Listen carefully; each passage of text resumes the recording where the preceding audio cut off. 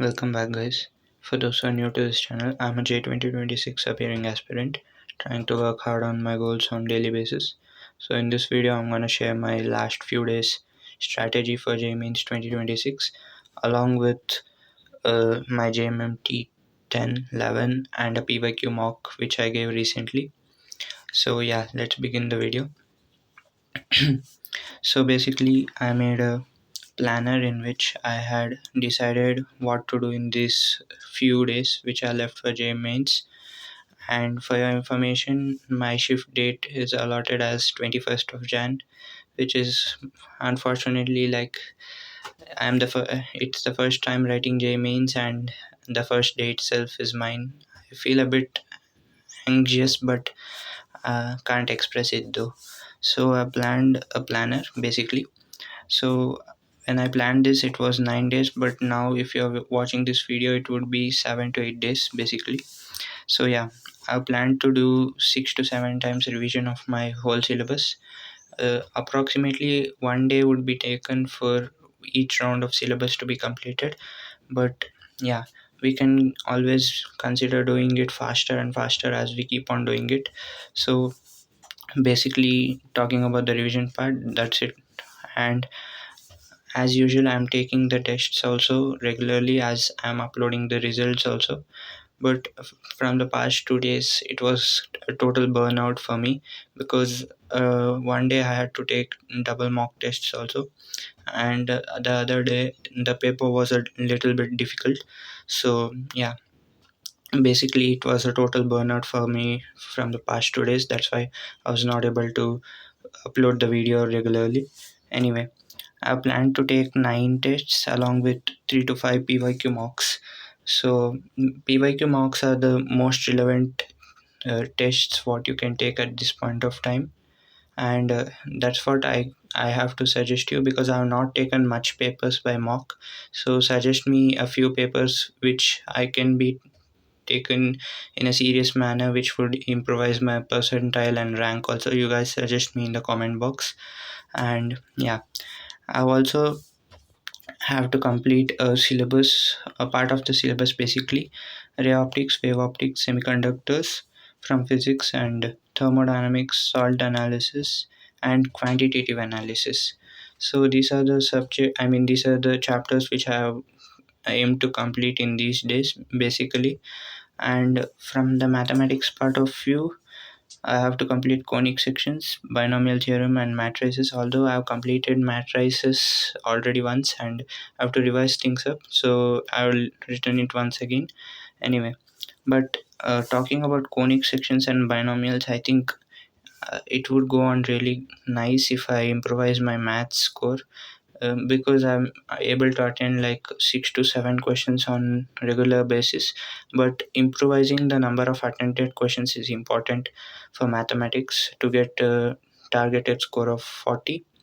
So yeah, now let's move on to the JMMT results part. I'm gonna show you guys the JMMT 10 results first. So here we go. So here's the JMMT 10 results. I got a 145 out of 300 as you guys can see, and attempted a total of 40 questions and got 37 correct. Attempt accuracy of 93%. So basically the math section was really bad this time. I mean, the questions were really hard. Even though I had studied few topics, the questions from those topics were really hard. For example, sequence and series and quadratic equations. The questions were a bit lengthy, harder. That's why I failed to attend more of the questions. So I'm gonna show you guys the subject-wise analysis. So here comes maths. See, guys, it's the truth. I mean, I got a 19 out of 100 and attempted 6 questions. That's it. But I got one of it incorrect also, which affected the total, and I got 5 of them correct. So that was about the mathematics section. And yeah, now comes chemistry. So I scored a 66 out of 100 in chemistry. Chemistry was a bit easy. There were organic questions which I knew I could do and I did them correctly. And A few problems were there in the numerical part section, which were also easy. That's why I got a nice total in chemistry though, and scored 17 correct out of 19 attempted, with attempt accuracy of 89%. So yeah, and here comes physics. It's 60 out of 100, and I attempted a total of 15 questions and got none of them correct. I knew the physics was a bit tricky and a bit on the standard side, but I had to choose the easier questions on one side and make them correctly. So that's why I got 100% accuracy basically. I get to decide the paper. I usually judge the paper after doing 4 to 5 problems as if it is on the tougher side or the easier side.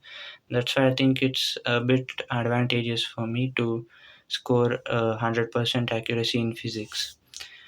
So here comes the JMMT 11 results. So yeah, the JMMT 11 results are a bit on the lower side because the paper was really tough as what I analyzed.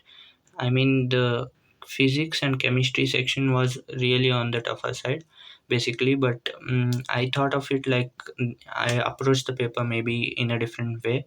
That's why I got a less total, basically. And I was only able to attempt 40 questions. Usually, I attempt 44 to 45 questions on regular basis, but only attempted 40 questions, which also had its impact on the total. Basically, I got 35 correct and 5 incorrect. That's where the mistakes were done. And yeah, I'm gonna show you guys the subject wise analysis now. So here comes maths. So in this paper, basically there were questions from vector algebra, 3D geometry, AP, GP, and all of those things which added up to the total and made it easier to score in maths a bit compared to the previous paper, is what I thought. And yeah, coming to this chemistry section, I scored a total of 48. As I said to you before, the paper is getting standard and standard day by day, which is making its impact. So that's what the reason was. Basically, I got a 13 correct and 4 incorrect. Attempt accuracy of 76%, which is really bad according to me in chemistry. So yeah, that was for chemistry, and here comes physics. For physics, again, I attempted 15 questions and 15 correct. I knew the physics was on a bit standard side, so I didn't attempt much of the questions which were on the trickier part. That's what made my accuracy also improve, and that's what the JMMT 11 results were about. And here comes the PYQ mock, which I give.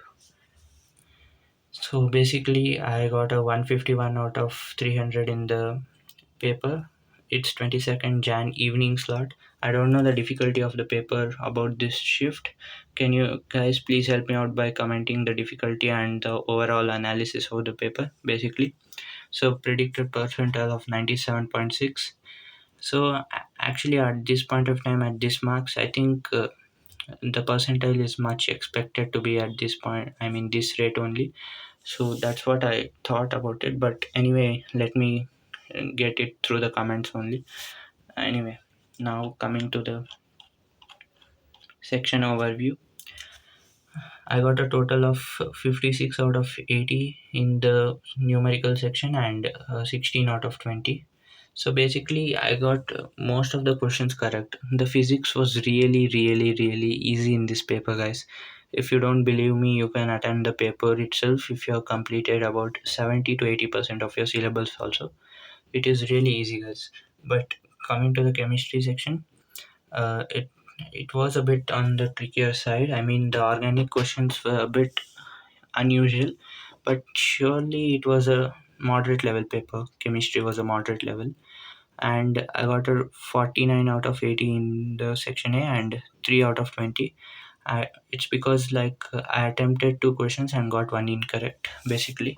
So coming to the math section, I got 27 out of 80 in the numerical, I mean the multiple choice correct questions, basically, and accuracy of 87.5.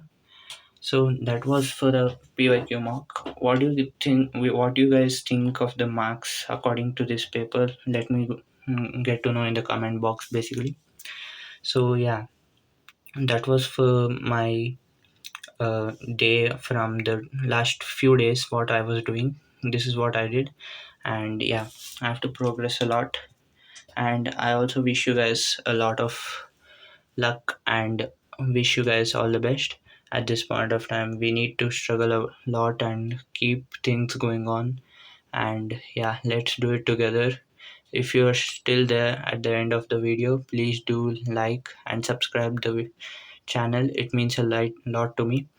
Yeah, that was it for the video, and we'll meet you in the next video. Until then, tata, goodbye.